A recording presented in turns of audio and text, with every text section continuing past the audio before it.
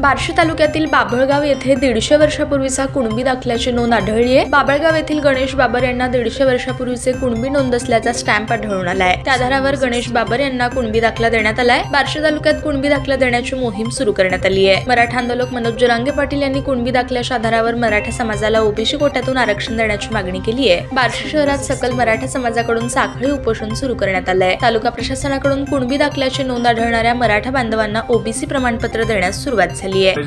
जय शिवराय।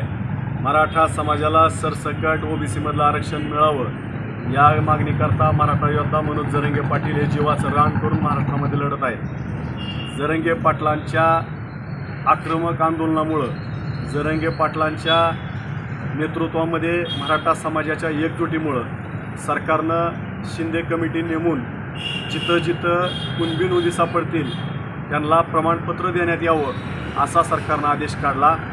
त्याचा लाभ बार्शी तालुक्यातील बाभळगाव येथील आमचे समाज बांधव गणेश ज्ञानेश्वर बाबर यांच्याकडं हा सुमारे 150 वर्षापूर्वीचा स्टॅम्प सापडला, ज्याच्यामध्ये खरेदी त्यांनी केलेली आहे आणि त्या स्टॅम्पच्या आधारे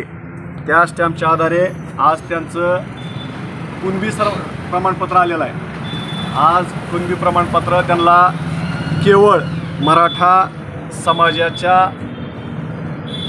योद्धा जरांगे पाटील यांच्यामुळे मिळतंय। खरं म्हणजे मराठा समाजानं आतापर्यंत केलेला त्याग आणि मराठा समाजाचं असणारं आतापर्यंतचं त्या ठिकाणी समाजासाठी लढाईची धडपड, त्याच्यामुळं त्यांना हे स्टॅम्पवरून आज कुणबी सर्टिफिकेट मिळालेलं आहे। आम्ही मराठा समाजाच्या वतीनं त्यांना हे प्रमाणपत्र देत आहोत। त्यांचं आणि त्यांच्या पूर्ण परिवाराचं समाजाच्या वतीनं अभिनंदन करत आहोत।